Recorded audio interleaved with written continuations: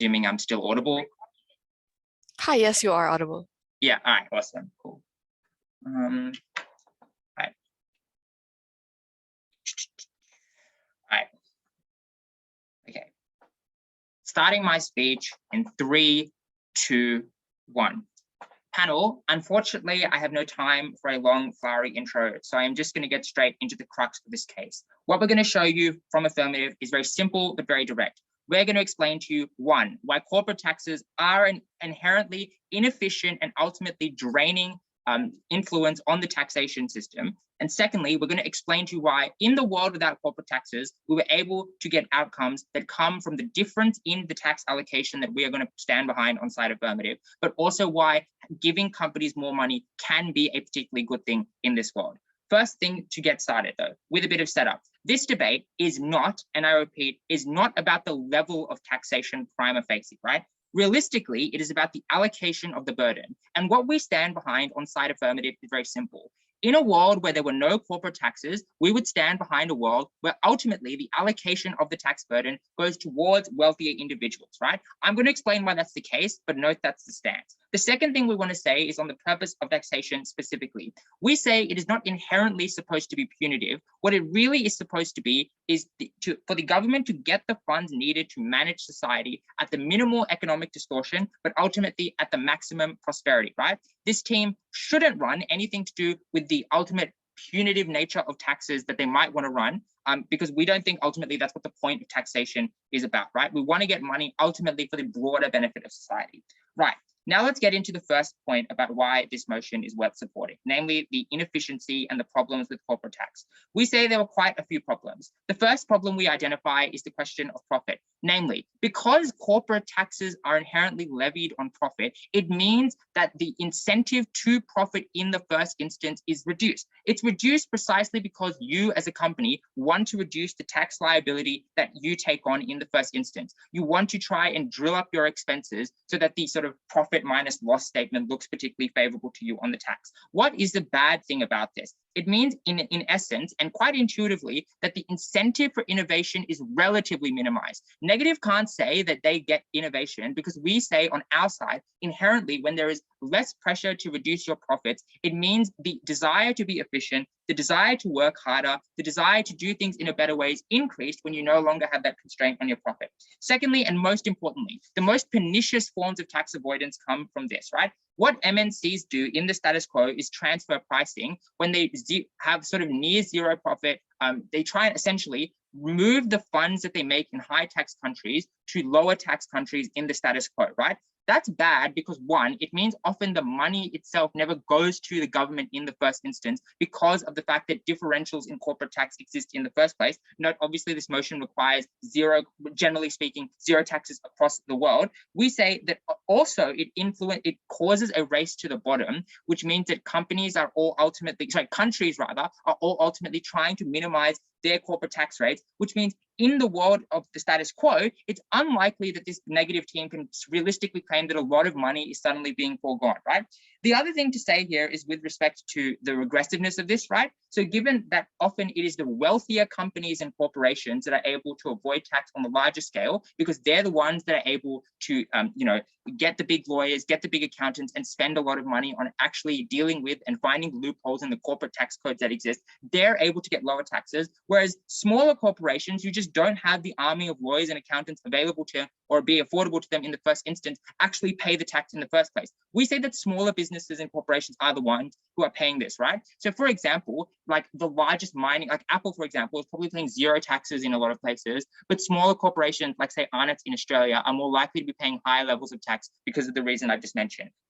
So the crux of this is to say that you might have high headline rates of tax. However, in reality, the amount of tax collected in the first instance is particularly low, right? The final thing I'll say is with respect to like allocation of money, which is a small but tangible point, is to simply say that also, given that a lot of the money from corporates goes towards, instead of like profit, instead of like research, instead of reinvestment into the company, it just goes into the lawyers that I was talking about, the lawyers and accountants. So we say that even the money allocation itself is going towards these sort of richer, less sympathetic actors in society. We think that that is regrettable in the world of corporate taxes. Let's tell you then, and on the comparative, what occurs, why that was better. Firstly, we tell you on the comparative that realistically, we're going to look at higher individual taxes. Why was it likely that you were going to have higher individual taxes in the first place? We say that there's still obviously going to be some political capital that exists, right? Taxation, as we explained to you earlier, is about reinvesting the funds into society. So we say that the level of tax can still occur, but realistically, now that we no longer have corporate tax, there is far more incentive to try and push it on the individuals for a couple of reasons. On the first instance, corporations and the political sort of like arguments that come around corporate taxation are often opposed. Why? Because corporate taxes and corporations in general have massive amounts of lobbying power, but also they have framed themselves as having the ability to be like the engine room of America, Australia, Brazil, wherever in the world, right? Which means that inherently individuals don't like, stopping innovation in the first instance. Whereas comparatively, elites in society are far more opposable. So Republicans who oppose corporate taxes in the US often still rail against the elites in the first instance, right? So we say that in the world without corporate taxes, it is still likely that getting individual taxes, for example, income taxes and capital gains taxes, are likely to occur. Let's then explain why this was particularly good on our side. Firstly and foremostly, it is a far more efficient collection tool. Note when we tell you that the purpose of taxation was to get more money, we say that if you are going to get money, it is better for the individuals to bear that burden because it's far more efficient for a couple of reasons. On the first instance, the taxation itself is fairer because it's progressive. Most income tax is progressive. There's no incentive to stop you from earning money, but relative to corporate taxes, there's greater fairness. The second thing we say is it is much harder to evade on the whole, right? Often corporate tax evasion occurs because the economies of scale exist to have massive redistributions of your funds and assets to other countries, as I explained before. But the same incentive doesn't exist for most individuals in the status quo, which means we say that more money is likely to be connected. So to the extent that tax was a benefit in this debate, we're probably likely to get more of it in the first instance. If this team tries to say that they're going to hide things like money, like through reinvestment or whatever, and I'll explain why that's a net good in a moment, but even if they try and do that, we can still get some of it back, like the worst forms of it back, through things like capital gains tax, which we can use to tax individual dividend earnings in the first instance. So I don't think this negative team can ever materially prove that we get very little tax, and we would argue we probably get far more tax. The other thing to say here is it's just easier for a taxation office to fight individuals. They are more than likely, except for maybe like the top 0.001%, very small portion of this debate, they're less likely to have the army of lawyers fighting against the big tax offices in the first place to try and avoid things in the first place, which means we say that individuals are just more likely to pay up in the first place, right? So firstly, we explained to you why we get more tax collection to the extent that was something you ought very highly in this debate. The other thing to talk about is the fact that corporations now we've flipped the incentive. Now that they have more profit to invest, and note we explained earlier implicitly why they have more incentive to earn profit in the first place now that profit isn't being taxed. But to the extent that they have profit and they have long-term interest, note often corporations are run by boards of directors who want to see the long-term longevity of the company, and also noting that individuals within the companies and managers and whatever, they want to see the company expand. We are likely to see far more positive spending coming from the corporations in three key ways. Firstly, and most obviously, I guess we get more research from the fact that often research comes from the fruits of profit. Now we have more profits, more innovative technologies and efficient technologies can come. But secondly, and probably more importantly, to the extent that expansion is far more likely now that the company has more assets to reinvest, it also means that for a lot of consumers, whether within a country or across the globe, they have greater access to greater amounts of corporations and greater access to goods, which often reduces the amount that they have to pay on those goods, which is a net benefit for society as a whole. We clearly tell you, one, why taxation collection gets more efficient and better on our side. We tell you why corporates are going to invest the money they do keep positively. Very proud to affirm. Great. Thank you so much to the first affirmative for the very fine speech. Now calling on the first negative. Here.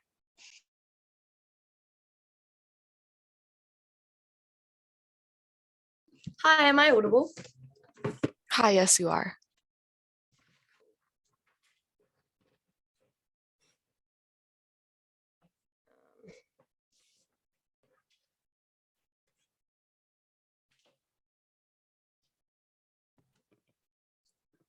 Starting my speech in 3, 2, 1. A failing by the affirming team today is to try push the burden that this isn't about how much tax a country will get, but instead about the allocation of how we tax people, and then failing to prove why it is likely that they are able to get the same amount of tax revenue from wealthy people that they do from huge corporations that earn billions and billions of dollars every year, the Amazons of the world that make more than a country's GDP, and therefore make so much tax revenue that an individual is even able to make. On that obvious answer alone, they are already behind on how much tax revenue they are able to get, and negating is already ahead because that's the amount of social services and improvement to people's lives that we are able to provide on our side of the house. 2 points in this debate. Firstly, on how we are able to raise much more tax revenue and how that flows through equitably and fairly to people on the ground. And secondly, how we're able to change companies' incentives to be much better actors in society. Firstly, then, on how we're able to raise tax revenue. The first thing I'm going to do in this point is dispute the premise from Affirmative that they're able to get the same amount of tax on their side of the house. Let's look at what they stand for. They tell you that they want to tax wealthy people more and raise the tax rates for that. And there's always incentives to raise those on people, and it'll be easy to do. We tell you that's frankly untrue. Individuals identify with wealthy people a lot more. They see them as an actor like themselves who works really hard for their money and deserves to be able to make the money that they receive, rather than corporations, which they view as an abstract entity that, just makes goods and isn't linked to an actual individual person. That means people are much more prefer much more to levy taxes on corporations than they do on individuals because they relate to that individual more. But note that individuals also have a lot of power in the system and are a large majority of legislative bases, which means that lots of legislators who get funded by wealthy individuals do not want, or are wealthy individuals themselves, do not want to raise the taxes on themselves, do not want to tax themselves more. It's likely, therefore, that even if they raise them somewhat, they never raise them to the extent that they're able to get the exact same amount of tax revenue that we earn out of incredibly large companies in the status quo. The last thing to say here is that wealthy people are just able to evade tax quite easily. They are able to put it into other entities such as shares or, like art, or they invest it back into the companies they own. Now those companies are tax-free entities, so when they invest them into that, the government gets zero tax revenue from that, and that is a massive reduction in the amount of tax revenue that side affirming gets. How are we able to raise the tax revenue much better? 2 ways. Firstly, we tell you companies always have an incentive to profit maximize in the long run. It is the drive of the capitalist economy. You need it to compete and grow. I think they try to dispute this premise by telling you that companies drill up expenses to avoid corporate tax, but I think that is frankly untrue because shareholders like profit, and there is an incentive for you to please your shareholders because they are the people who put money into your company so it can continue to grow. They are the people who vote on your board of directors as to whether you as a CEO should be replaced or not, which means companies always have an incentive to please those shareholders so that they're able to, make profit and earn lots of money. That's what shareholders like. That means that even if the proportion of tax stays constant, the gross amount of tax that the government gets, the actual dollar bill of how much money they get, increases year on year because the economy continues to grow, the company continues to earn more and more money, and governments earn more and more tax revenue each year, something that doesn't happen with income tax because incomes are much more likely to remain stagnant compared to companies' profit, which has an incentive to profit maximize there, which means that governments have a sure source of tax revenue in that market. The next thing we tell you is that, as I push in my introduction, some corporations make billions and billions of dollars. That is the Teslas of the world, the Facebooks of the world, the Microsofts and Amazon. And sure, Affirmative tries to mitigate this claim by saying maybe they escape to countries with lower tax revenues, or maybe they do other things to avoid tax, but there is still a large sizable amount of tax income that you are never able to get from individuals that do not make billions and billions of income every year, especially when they funnel that into the company so they don't have to pay income tax. What are the impacts we're able to get to here? The first is that we have less reliant on income tax because we have a stable source of corporate money. That means that you get more money from paycheck to paycheck, because note, if you're going to increase the amount of tax that is levied on people, that's the less amount of tax that people are able to spend. That's really important for poor individuals who are also likely to see their income tax go up, because if you have to justify putting it more on wealthy people, you probably justify it by raising the tax levels of everyone so it looks comparatively equal. which means that you get poorer people being able to spend week to week, having the money to put food on the table for their family. It also benefits the economy by having people able to spend. We tell you that if you tax rich people, like that's less money in the economy that spends. Rich people spend excessive amounts on like fancy cars or other ridiculous shit that is actually beneficial to the economy. It means that corporations can succeed if you drive up that demand, which means we get more corporate tax money in the future because you have more people buying up their products. The second thing we say here is a double-sided coin. We get A, less austerity measures, and B, more social spending. Because governments are less afraid of death, they have a more sure tax revenue on our side of the house, which means they have more assurance to put in policies that are good for people that their voter bases want. That's things like Medicare or more funding of healthcare, more drugs passed through Pharmac or the FDA in the United States that allow you to get funding so that people can access, pharmaceuticals or something like that. It means that we get more social spending, so education or healthcare is more accessible and funded, and a wider social security net. Note that corporations are likely to save in times of economic crises, and with that corporate tax, we are able to do things like bail them out or ensure that they have money that they can pay their employees with, something they don't have on their side of the house when they have a less sure tax revenue, when people are funneling their income all the way. Governments are likely to spend it on social spending because it's what their voters want and it's what they have a duty to do. What do they tell you here under this point? The first thing they say is we shouldn't do corporate tax because some people won't pay it. Clearly that's not a reason not to levy a tax system, and that's what a large chunk of their reasons do. But secondly, it's inconsistent. If they want to put a wealth tax or an income tax on people, that is also incredibly easily able to evade, and therefore that's not a reason we shouldn't have a corporate tax system. But the second thing here is drilling up expenses is actually quite good for the economy. They tell you that we can't get innovation, but innovation is clearly one of the hugest expenses that you have to do.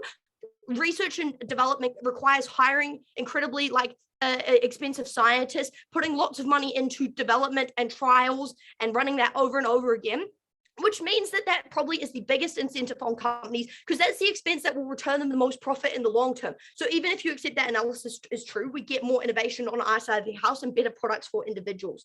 The next thing we say here is on how we're able to change company incentives, because now we tell you that governments can utilize corporate tax cuts to encourage companies to do good things. That's like how in the United States you get a tax cut if you provide your employees with healthcare, for example. Governments want to do that because there's election incentives to provide people with good working conditions or because people like the environment, but they can't do it on that side of the house because they note that companies have large amounts of lobbying powers. Companies will get behind tax cuts, but they never get behind regulations because it has no benefit for them. This is how we're able to pass things that are better for the economy, that are better for people on the ground and are better for the environment. And that's two reasons why we're proud to oppose.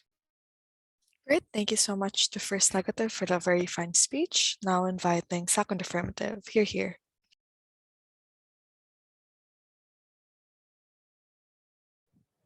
Just checking I can be seen and heard. Yes to both. Thanks.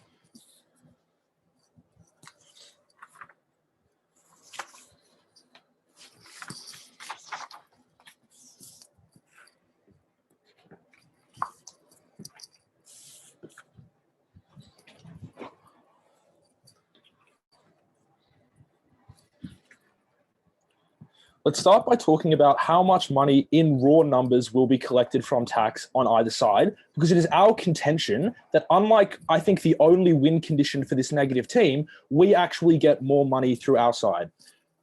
Their first reason why we don't is just corporations make so much profit, they're multi-billion-dollar entities, that must mean that there is a greater pool of money which we can access, and therefore they get more money through tax. Three responses to that. The first thing is that logically cannot be true, because ask yourself the question, where do the profits of a company go? They are either reinvested into stock buybacks and dividends, which is completely tax-free except for capital gains tax. But on our side, we show that we expand capital gains tax. And therefore, if corporations are expanding by doing bad things, like literally just buying their own stocks, we prevent that. But also, if the money, if the rest of the profits presumably just go to the people who are rich, the CEOs, the upper management of a particular company, the board members, then we get more income tax on those particular individuals. Or we get more capital gains tax on their shareholders. Like, we still get that amount of tax definitionally. They need to show us where the money is lost on our side. We are just getting it in other ways that don't come from the corporation as a whole, but instead come from the people who work through it. Secondly, maybe corporations have a lot more money. Like maybe it is true that the pool is bigger on their side, but we told you to, I think, very little response, aside from literally just saying that we provided mitigation. They still get very, very little of that pool because there are a number of ways to avoid this, and corporations have every incentive to do it. And yes, the mechanisms and mitigation we provided still stand. There are a lot of examples of this. There is transfer pricing where you go to tax fee jurisdictions. That creates a race to the bottom where every country feels like they need to lower their corporate tax rates. There is immense legal power which these companies can take to court to say that, oh, I don't know, because we went into debt in one particular sector, that provides us a loophole in this law, which means that we will not pay tax for this particular year. There are shell companies which they can create to avoid paying tax. There is every single opportunity in the world. On the comparative, however, it is an individual person with wealth up against a tax organization, like a tax crackdown regulation organization. They cannot coordinate their legal cases into a class action where they can mass legal power. They will be absolutely shut down by that tax organization one by one because they have literally no loopholes as an individual. You cannot declare bankruptcy as a very wealthy individual. And because of economies of scale, you are less incentivized to move your money overseas into those tax-free jurisdictions. But and that explains why actually we probably get more money, because for the money that we do have that is able to be taxed, we are able to tax more of it. We are literally able to implement the policy more effectively. But thirdly, even if you don't believe that, we expand the political capital you have, which means that tax is actually likely to rise. Like the governments are going to charge more tax. And here we provide the analysis that corporations have lobbyists. They can also channel the lobbying power that they have to a population through the powers of advertising.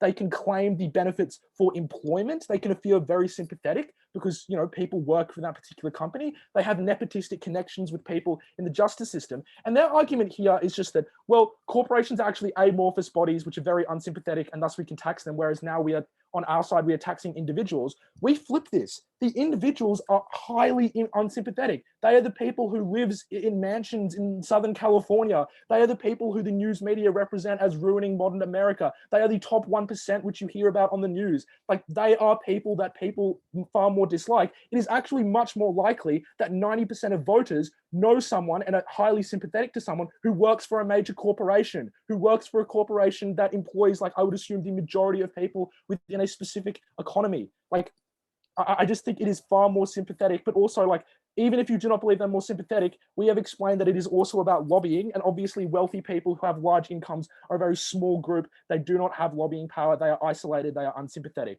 What I have therefore proven is that in their best case, the amount of money they collect is symmetric, but in their worst case, which we think is far more likely, the amount of money they can collect in tax more realistically is less, for two reasons. As I explained, firstly, corporations can avoid it more than individuals can. And secondly, we expand the political capital for taxing on a whole. They provide only two other reasons why potentially the amount of tax that we would get would be less. They say, well, legislative organizations are wealthy as well, so they wouldn't want to raise, made up of wealthy individuals, so they wouldn't want to raise tax on themselves as individuals.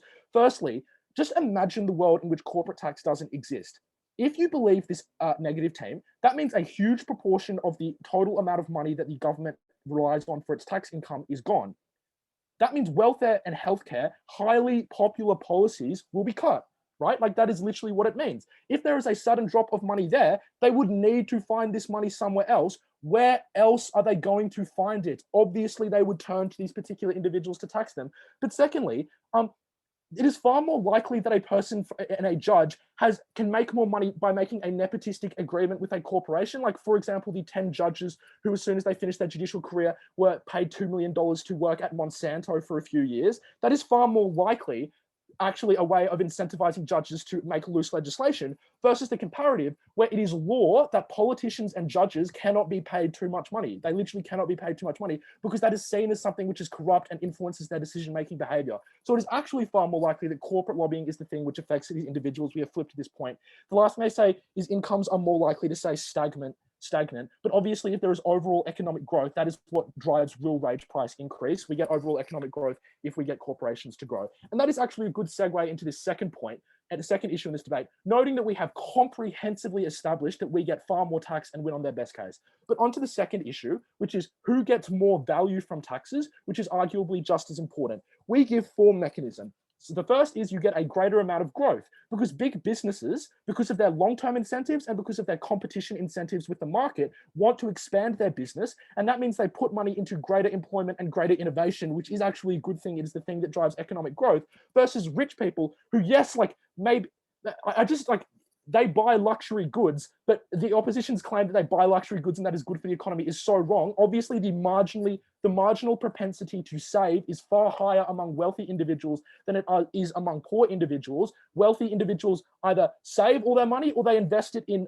things like hedge funds, which are high risk and not societally good. So that is why we actually get far more money flowing back into the economy for a very obvious reason, like buying fast cars when it is like 0.2% of your net income is not something that drives economic growth when rich people do it. Secondly, it is a less regressive tax. Firstly, for the reason that this will be passed on to consumers. Corporate tax rates are passed on to consumers, which is the most regressive tax, people literally purchasing goods. And secondly, also because it is passed on to small businesses. Small businesses have to pay an amount of tax on their side, which is awful. Thirdly, we provide better incentives. We make corporations work harder because now they have more money to draw from. And fourthly, I think we can also provide regulation for the reason that now we obviously aren't taxing corporations whatsoever, but that means people are still going to be like, because of the GFC, we can't actually let them operate totally like risk averse and totally free. They can't do anything they want, which means they would still be like regulated. They just wouldn't be taxed, which is actually probably a benefit for our side, like more environmental regulation even.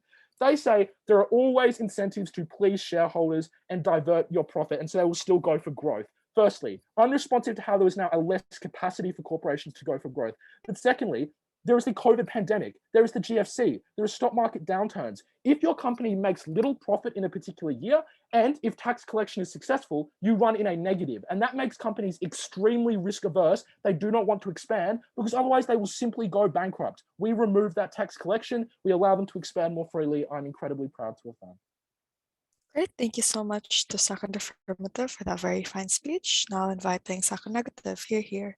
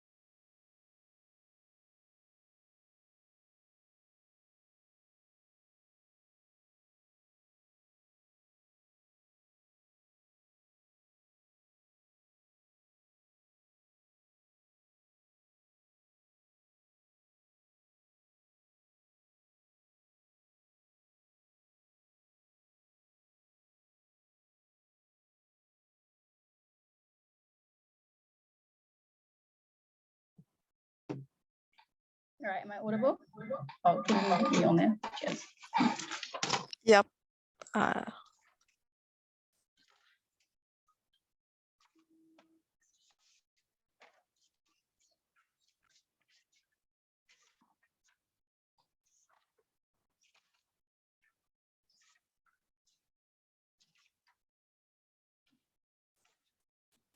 right.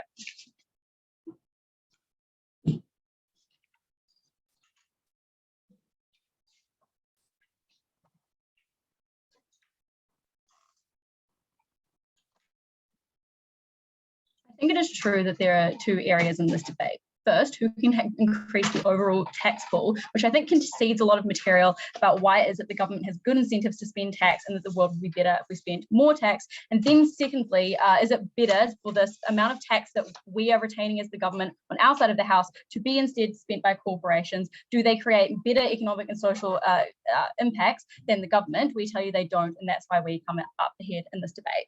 In terms of who gets more tax and how those tax rates are more politically stable, I think the first thing to say here is they set up themselves the very downfall of their own case, right? When they said that if there was no corporate tax, then obviously they would lose a fuck ton of money, and the government would have to spend, the money would have to come from somewhere, because otherwise all of the healthcare is going to get cut and all of the education is going to cut. So they're going to have to raise income taxes. But governments have a different solution to this in the status quo, which is austerity. And austerity means you cut the spending that you are doing on social services so that you retain more money. I think it is more likely that governments would impose austerity than raise income taxes on their side of the house, because sure, social services are popular, but like tax cuts are also popular, and tax increases are also extremely unpopular, which means that governments try to run the best of both worlds by still providing public services but underfunding them. The second important piece of framing is that we can still claim most of the benefits of AFTM by saying we can still have some level of capital gains tax, we can still have some level of income tax, right? It's just likely that those will be lower on our side of the house because we're getting so much fucking money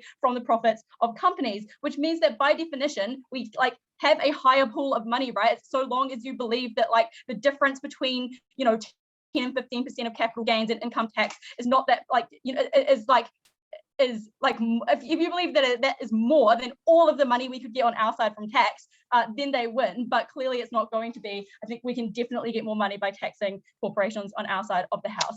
Then they say they're going to tax wealthy individuals and pivot at second to say this means capital gains tax and not income, right? But no, they're going to have to still tax lower income individuals, right? Because it's politically impossible to just not tax lower income or middle class individuals and then discriminatorily tax higher class people, right? Because it's that's fundamentally against the principle of equal treatment under the law and all of that sort of stuff. So people won't like it, people won't buy into it. But also the myth that wasn't really engaged with at Aisha, which is that people see themselves as becoming millionaires in the future by their own hard work that they put in. That when they say that everyone knows a business owner, firstly, this isn't true. I don't think I know any business owners, but most people know the business owner as their boss, an inherently antagonistic relationship. I don't think there's a lot of sympathy there, but there is a lot of sympathy with their hypothetical idea of themselves in the future as a wealthy person, which is why there is a disincentive to raise taxes on wealthy people, but it doesn't go the same way for corporate tax. Note that the maximum of income possible in society is always going to be less of the maximum of corporations, because corporations simply cannot pay out 100% of their profits to income, because then they would not be able to grow at all. So that is an economically illogical proposition. Then they say, individuals can't coordinate, so therefore they can't do tax evasion. That flies in the face of reality, where there is a lot of capital gains evasion. There is a lot of wealthy people putting their money overseas in trust funds and all of these sorts of stuff. They can collude as a class in order to evade tax on their side of the house. So if tax evasion is a problem, it is a symmetric problem. They also have better access to these networks to be able to tax evade, right? So it disproportionately means that lower class people can't tax evade and higher class people can tax evade. Then we say even if corporations pay out income, presumably there's still some level of income tax on our side of the house, so it is still taxed. But also companies don't tend to pay out 100% of their income, because it means they don't reinvest anything, and then it would be less incentive to grow. Sure, we tell you, and there is they say that there's an incentive to reduce profit, but this goes against, the inherent drive of capitalism in order to produce more money so that you can grow and make more money in the future. The first thing to say is there's still an incentive to make money, even if that money is taxed, because you still want to make more money than that is taxed than if you made less money that is taxed. Secondly, that this tax is normalized across the economy, so all of your competitors that are in the same bracket are being taxed at the same amount. So you still want to maximize profit, and also because they're maximizing profit as well. And thirdly, it can be done in good ways, right? So you reduce your profit on the books by investing into employee benefits or employee healthcare, and that is a social good that we tell you comes out of our case that never gets responded to, right? In terms of tax avoidance, they have to prove it is worse and harder to do corporate tax avoidance than it is for wealthy people to do tax avoidance. When we give businesses legitimate and socially good ways to get tax cuts, that's probably less likely on our side of the house. And then secondly, when this is the main source of tax, there's probably a higher government to regulate because of the norms of this existing versus the status quo when there's not unified corporate tax, which means you're more likely to risk capital flight. Then they say that overall economic growth means that wages increase, and that's apparently a response to the idea that wages are stagnant.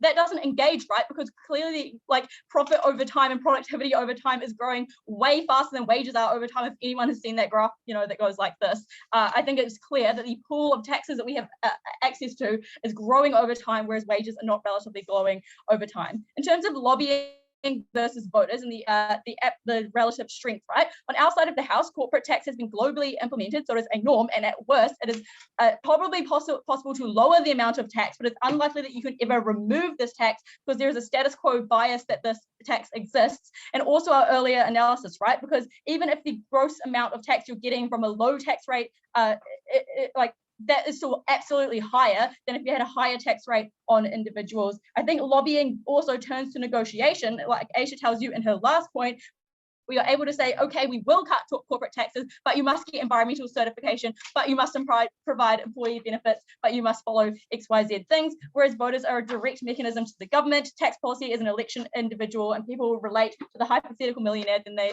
relate to anyone else. Okay. What is the unique benefits we give you on our side of the house, right? First thing to say is that when governments are richer, and this is new material, it insulates the risk of economic collapse because there are reserve funds in the government coffer for bailouts, for stimulus checks, or for spending. We saw how that was so important in the COVID-19 relief. It was the way that most sensible governments across the world responded to a crisis by spending to individuals' pockets out of government funds rather than just trying to rely on the companies that were not prepared for the crisis. We then tell you the massive importance of human capital investment that not only props up the economy and pushes the economy towards more innovation, and it means that people aren't working in jobs that are going to be obsolete in the future and not future-proofing your society. So it is clearly better and more productive for the economy to invest heavily into social services and human capital. But not only the economic benefit, you also get a huge social benefit, right? Even if the economic benefit is slightly lower, the huge social investment of people feeling valued, people feeling worthwhile, people having access to a quality education, people being able to go to the doctor and not have injuries that prevent them from working is something that is worth trading off on our side of the house, even if it means slightly less economic growth. But we also tell you that at the point where people have a better education, when they're able to make more money, when they're able to get into worthwhile jobs, that stimulates more demand in the economy, which is a precondition to productive growth, because if you do not have people to buy your products, your growth becomes obsolete, you do not get the profits that you anticipated, and your company suffers, right? At the end of this debate, we tell you that it's far better to have a route to tax income, which is stable, which is far larger, which you can reinvest at the bottom end, making sure your economy is stable over time, as opposed to just letting governments, letting corporations do what they want to try and prop up the economy. They probably will fail at it. It's much better if you have a social safety net for you. Great, thank you so much to second negative for that very fine speech. Now inviting third affirmative. Here.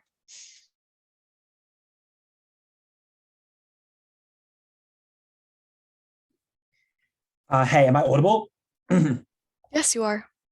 I'm just checking, is my video okay? Otherwise I can change to a different Wi-Fi network if it's a bit choppy. No, it's perfect.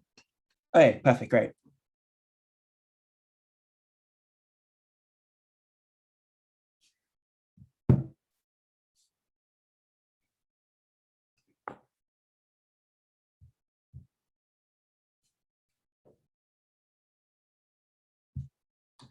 Speaker, I'm going to do three things in this speech. First, I'm going to ask the question of what is the true comparative in this debate. Secondly, I'm going to ask who gets higher taxes. And thirdly, I'm going to ask who changes companies more. Let's firstly look at what the comparative actually is, because negative in this debate were incredibly uncharitable. They tell us that the alternative to a world with corporate tax is a world where governments implement austerity, cut down on welfare and healthcare. That is incredibly unrealistic for a number of reasons. Firstly, this is a preferred debate. It's not a should debate. So we're not removing corporate tax. We're saying in a world without corporate tax, what would it look like? And we give you structural reasons why that type of world would likely fund these type of social services through other means, namely things like income taxes and capital gains taxes. But no, this isn't a hypothetical. This is a real world example. Countries like Switzerland and Ireland do not have high corporate taxation rates, if corporate taxes at all. And they are not like, Mad Max style barren kingdoms without social services. They actually have really good services. They fund them through alternative means.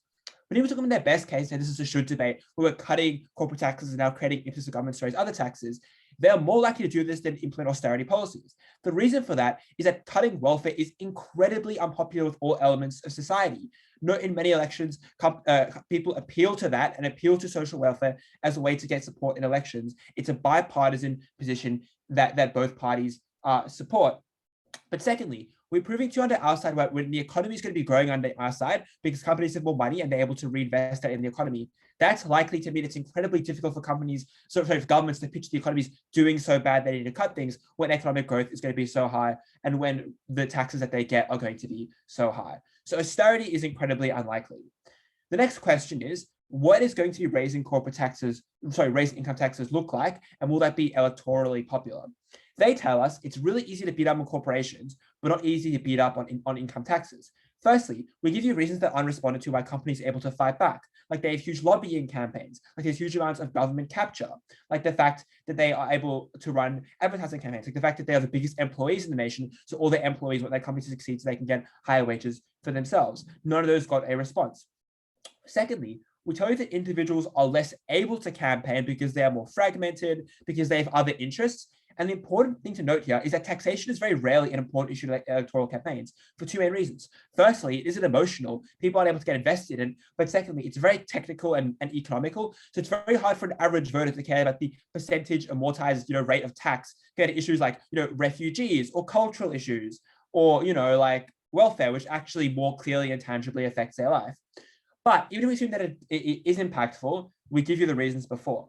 The last thing they say in response here is that, well, people see themselves as an aspirational class. Like they believe they one day will be millionaires. If they're not millionaires, they sympathize with them. But no, that class of people is firstly relatively small because those people are realistic and don't think they're going to be millionaires. But if you look at that, small subset of hustle, grind set culture people, those people that are going to be similarly sympathetic to corporations because they generally have quite libertarian views and believe there should be less tax in society as a whole. Okay, so it's clear that under our side, we're able to muster up the political will in order to get high income taxes. If anything, we give you reasons why it's likely to be more politically palatable because individuals don't relate to wealthy CEOs. They see them as the cause of all evil. There's a lot of bipartisan support from the left against wealthy Wall Street billionaires, from the right against the tech and Silicon Valley billionaires to be against this group, and therefore this is going to be popular. But the second and more important question is, who gets better enforcement? And this is where we really pull ahead in this debate. Firstly, we give you a bunch of reasons why companies are really good at avoiding tax. Firstly, they're hugely well-resourced. Secondly, they have a lot of money to save. And thirdly, they have ability to do things like transfer pricing because they have international subsidiaries. They can move tax obligations from Australia to countries like Ireland and Switzerland where they can pay almost no tax, which is why the wealthiest companies like Apple literally do not pay tax at all. Note they do not give a response to this point, and that is incredibly important. If companies are do not pay tax, then all the benefits they establish in this debate fall out because their benefits are contingent on them getting taxes. And no, we do concede that some companies, like smaller national companies, like say Jim's Mowing or Arnott's or whatever, maybe they'll have to still pay tax. But this is bad because A, it's not that much tax because they're the smaller companies. But secondly, you're creating a trend where you're allowing bigger companies to grow without paying taxation obligations while hurting smaller companies, which just contributes to increasing monopolization and the hegemony of big companies, which does things long-term like increases prices and makes things increasingly unaffordable. That's obviously really, really damaging. In comparison, we're able to get better enforcement under our side. Firstly, we're going to do things like increase capital gains taxes or have higher income taxes. Their response to this is to firstly say, well, you can't do high capital gains taxes because they're going to have things like trust funds, which is a bizarre buzzword and a very assertive reason. You can't just say trust funds because you have to win the debate. Firstly, trust funds are taxable. But secondly, you can't just offshore trust funds, like they're constituted in a certain country and remain there.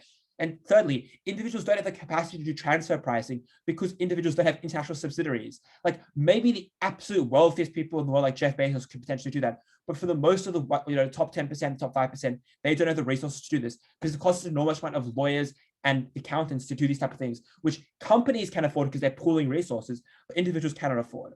Then their response to this was to say, well, individuals can collude. But how do you collude? You can't pool together your money with other people, and you can't hire one lawyer to put it all in one pot together. Like that doesn't actually make sense. People want to preserve their unique ownership to money.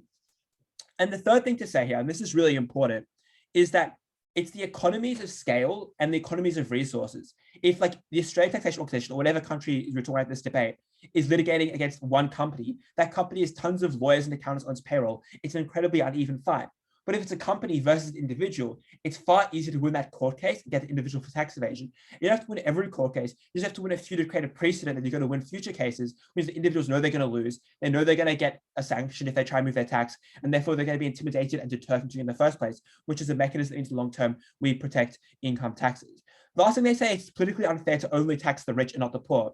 But guys, have you heard of progressive income taxes? Like that's what we already do. All we're saying is we increase the marginal tax rates on the wealthy and we're going to make them pay more of their money. This is something that already exists. Okay, the last issue in this debate then is about how companies change.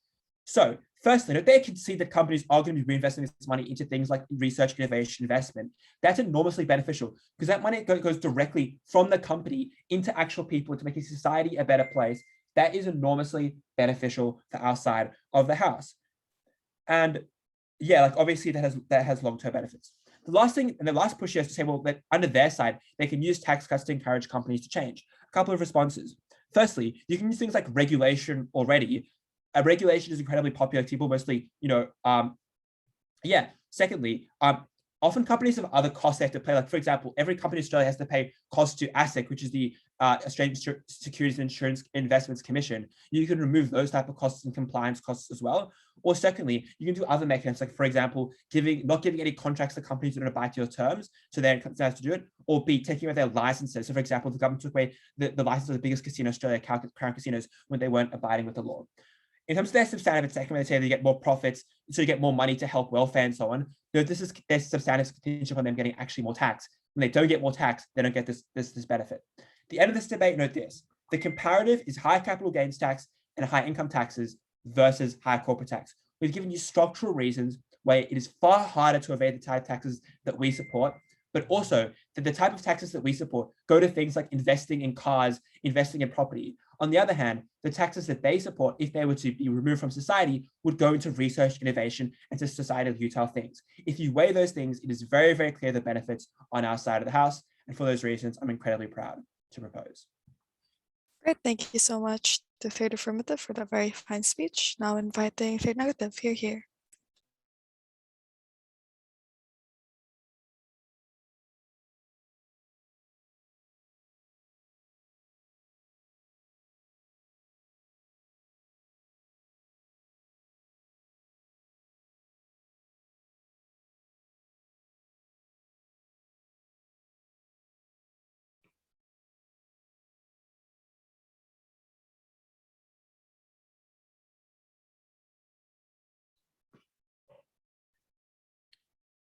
Two points in this speech. Firstly, on what sort of tax is better,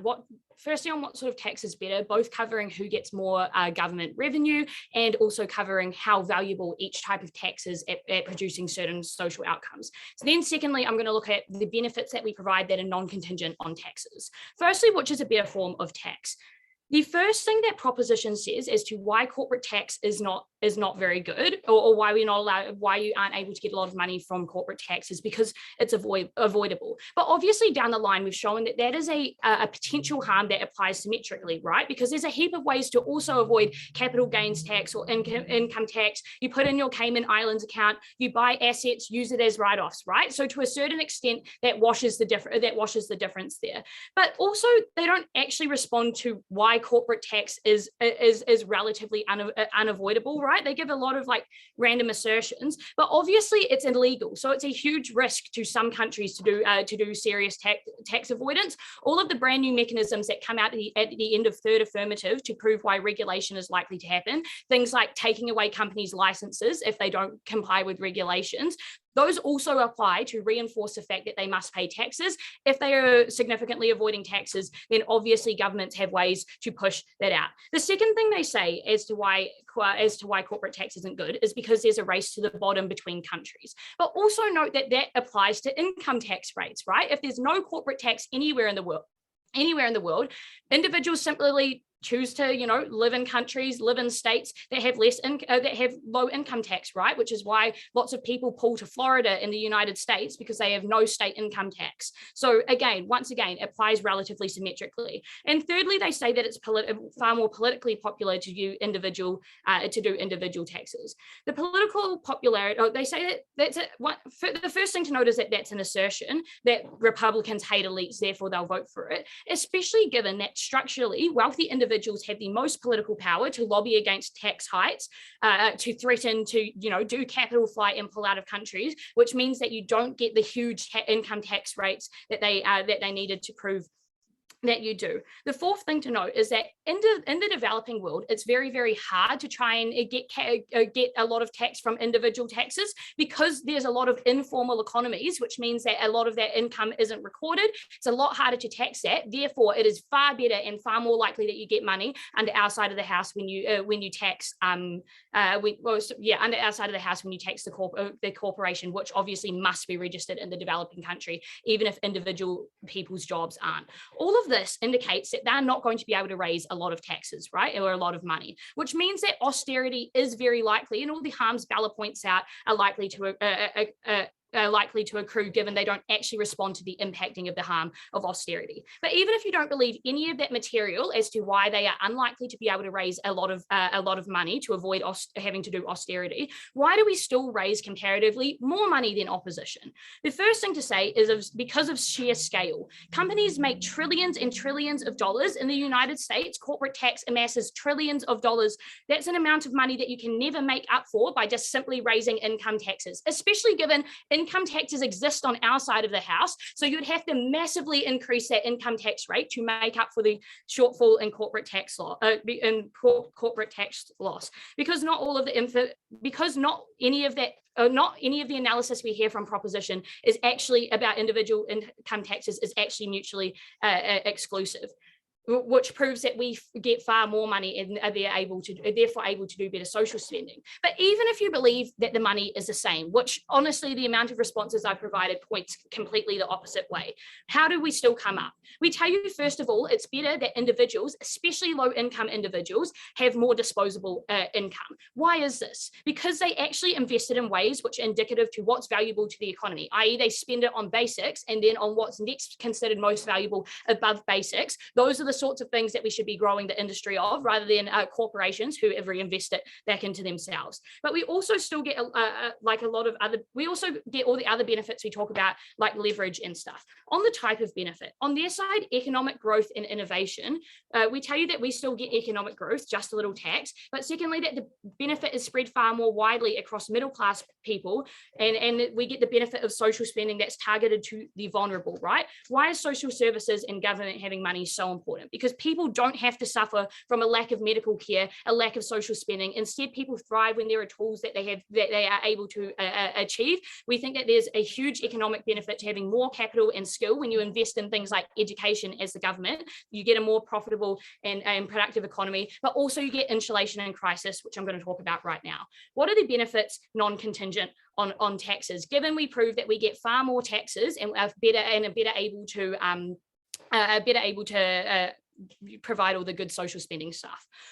The first thing to note is whether or not countries have an incentive to profit and innovate. Because the funniest point we hear at first is that, you know, companies just won't want to make a profit now at all. Intuitively, obviously they have to, otherwise they would just go bust or be outcompeted. But why specifically and structurally do companies have an incentive to innovate and make profit at every level of the corporation? Firstly, on board of directors, they care about shareholder profit, right? So as much as the government gets some money, those shareholders get some money, and if they aren't getting money out of the company, they simply fire all the people in the company until they are being profitable. So there's no incentive to not be profitable on their side of the house. Secondly, on chief officers like CEOs and CFOs and those sorts of things, they also care about profit.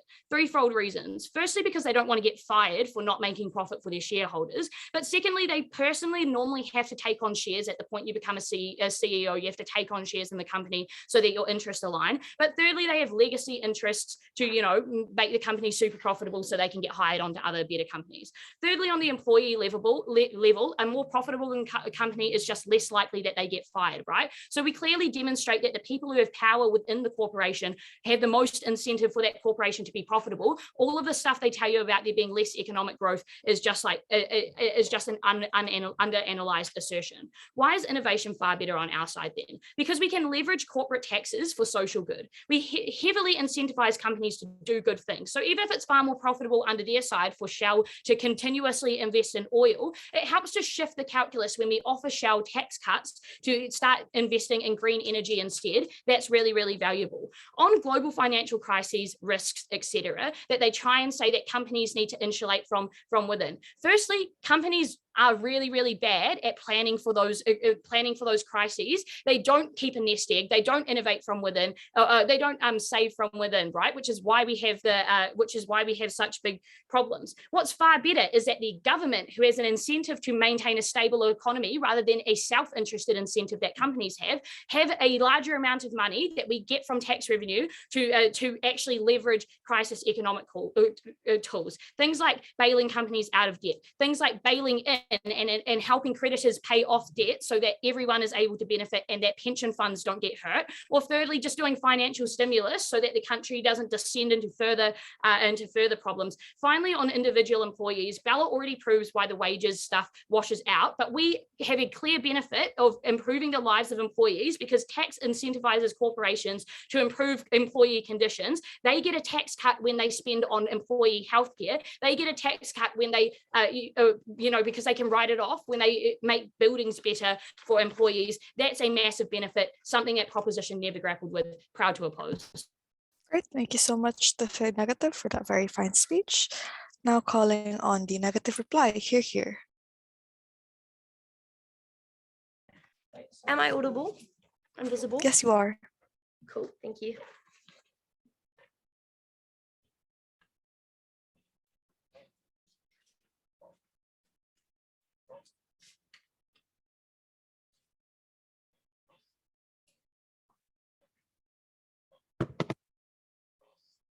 Starting my speech in 3, 2, 1. I'm going to do two things in this reply. The first thing I'm going to do is explain our huge benefit on how we're able to change the incentives of company. That means no matter how much tax either side gets in this debate, or no matter which tax is more effective, we're still able to claim a massive benefit that wins us the debate and is not washed down in that really messy clash. Then I'm going to explain to you how we are actually able to get more tax, or even if we don't, the amount of tax we get is a better way of getting it. Firstly, let's look at company incentives, which I think is the deadlock breaker here for the amount of tax that each side is able to get. And we explain to you why regulations are really hard to get, and we use the own mechanism that side affirming provides. Companies have an immense amount of lobbying power, which means that they are really opposed to things like regulations, which provide a lot of costs onto companies and a lot of burdens on how they operate their business, with very little benefit for them to actually be able to achieve that. We're able to get much better regulations on our side of the house when we're able to utilize, cutting tax rates for these companies. That means we get things like better employees protections, like Medicare, which is, for example, incredibly expensive in countries like the United States or other countries, which means we get that benefit. We get better environmental protection, something they're never able to access on their side of the house. Why are they not able to access? They say that they'll still do regulation, but already provide you the mechanism as to why regulation is not effective. And Bella explains to you why the outcome of cutting taxes is from that discussion where companies lobby against regulation and they end on a middle ground. They don't have that middle ground to end on their side of the house. Then at third affirming, we hear it's because they cut compliance costs. But obviously compliance costs are quite small, which means that the change they get is much less than the amount of regulations we're able to put on our side of the house, because we give companies a bigger benefit, means we're able to pass more regulations. That's really important for our side of the house, because A, we get that protection for the employees, for the environment, but B, we're able to give companies more money to spend, which means we can co-opt a lot of their economic growth stuff that they want to push on us here. Secondly, then, on the amount of tax. Obviously, if we prove we have more tax, we're able to win this debate because it's spending on social services, stuff like that. How do they say they have the same levels of tax? The first thing they say is there's still an incentive to provide social services, so they have to be able to generate the same amount of tax. I think we respond to this quite well, especially at Bella, where she explains to you why they will still be provided, but funded less than they are in the status quo, because there's still an incentive to provide them, but they never explain why there's an incentive to provide them to the exact same scale. Bella's analysis explains why they provided on a lesser scale there, which means they don't have to generate as much tax. Their response here is that like Ireland and Switzerland, still have social services. And even, I don't think that's a response though, because even if good countries like them do that, they never explain to you why large countries like the United States or other countries which have austerity measures pressured on them won't rely on austerity measures instead, which means that we prove some countries are going to cut their social services, and that's a harm for them to have to deal with. Secondly, though, they tell you it's an avoidance. We explain that the profit incentive is much more important than escaping tax, because those shareholders who you are most proximate to, who you most need to prove that you are a good company at financial management, is much more important than avoiding tax. Even if it isn't, we tell you that's only short term, because profit eventually you have to satisfy your shareholders and they want profit. So you need profit in the long term. But we explain to you why it's much better than saving anyway, which is what they're going to do on their side of the house, rather than reinvesting, just hold like huge amounts of fucking coffers. Lastly, we give you the benefit here that it's much more secure than income. Why do they not get the same amount of income tax? Firstly, maybe they're able to put the same amount of, maybe they're able to increase income tax somewhat or capital gains tax somewhat, but I don't think they ever prove they do it to the extent they need to get the same amount of things, because of the idealism of politicians to be millionaires, because of the lobbying of individuals, which means they have to raise taxes for the lower. That's an incredible harm, and we're proud to oppose. Thank you so much to negative reply for that very fine speech. To wrap everything up, calling on the affirmative reply. Here.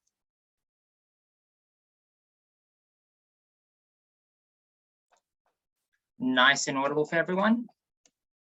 Yep. All right, awesome. Thank you. Just give me like 10 seconds.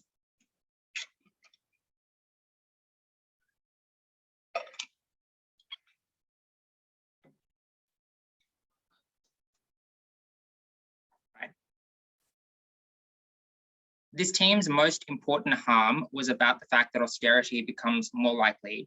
But the problem with this negative team is, as I'm going to show, they never explain it is a likely harm that eventuates in the first place for a few key reasons, but the most being the question of political capital. Because as we clearly explained to you at second and third, especially in response to this point, cutting welfare is not a politically popular policy. It is something that often inspires protests. It is something that inspires electoral disaster. It was never proven, once we point this out, why governments would have the incentive to cut austerity, to resort to austerity measures in the first place, particularly when, as we very clearly mechanize, the individuals who are now likely to bear the tax burden through higher income taxes were far more unsympathetic. They were the elite of society. People were far more likely to tax them in the first place. But secondly, we also explain on a larger level that the economy itself was probably going to be in a much better state, which definitely meant that the need for austerity in and of itself was incredibly unlikely. This team's only win condition is just not something that they ever prove as particularly likely. They should lose the debate on that alone. But notably, we also rebut the question of austerity in our case because we explain that the corporate tax system, as it has come about, is far more unfair and has been unfair for far longer. As I tell you at first, and we reiterate at second, to genuinely no significant response, taxes are avoided by the biggest companies. They're able to lobby large amounts of political capital to make loopholes exist, which this team never reckons with. They are the companies that are able to get the lawyers and the accountants to avoid tax.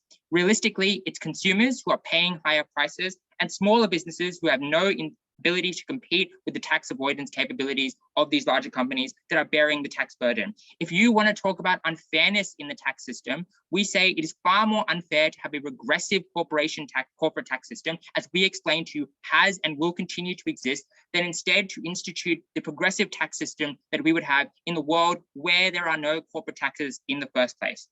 This is important because then this team has to win on the question of getting more taxes, but they do not win on that either. Notably, we clearly explain why enforcement was much better. We tell you, firstly, that individuals do not have the ability to fight in the same way, right? They say that individuals might have lobbying power, but that is extremely uncomparative for the following reason. Businesses have economies of scale. They have the money and the resources to marshal significant amounts of advertising, significant amounts of emotive campaigns. They can utilize their employees as weapons to fight against corporate taxes in the individual, in an individual sense. It's unclear at all from this team, beyond the bare assertion that it is harder, that individuals who we are able to paint as more unsympathetic, given they're the elites, the top 1% that often scorn the hatred of the many people who are formed the middle class and are likely to get that hatred in the first place, why it would be not easier to deal with them in a political sense. But secondly, we explain to you in a legal sense that corporations have far more money to get lawyers and accountants to avoid taxes. This team never reckons with that. They never explain why corporations are likely to pay tax. They assume the pie is bigger, but never respond to the compelling material as to why that tax never gets into the system in the first place, which means they cannot win this debate on a question of more taxes. And thirdly, we explain why conditions are likely to be better, namely because we can get regulation on our side. It is not something that you can avoid in the first instance for corporations, right? Unlike taxes. Also, we get income taxes, which, as we explained to you, comparatively are much harder to avoid. Individuals do not have the economies of scale and the resources to offshore in the same way that companies have, right? Clearly, their claims were contingent on you proving more tax. They never proved to you. In fact, we explained to you, given that enforcement becomes easier and given that you're pushing the tax burden and are likely able to raise it given the more unsympathetic actors we're targeting in this debate, we probably get more taxes and therefore co-opt all the benefits. Their biggest harm against us of austerity was never proved likely in this debate, and that's why Affirmative had to win this debate. Great. Thank you so much to Affirmative Reply for the very fine speech. And thank you everyone for what was a lovely debate. You may virtually cross the house and we'll see you in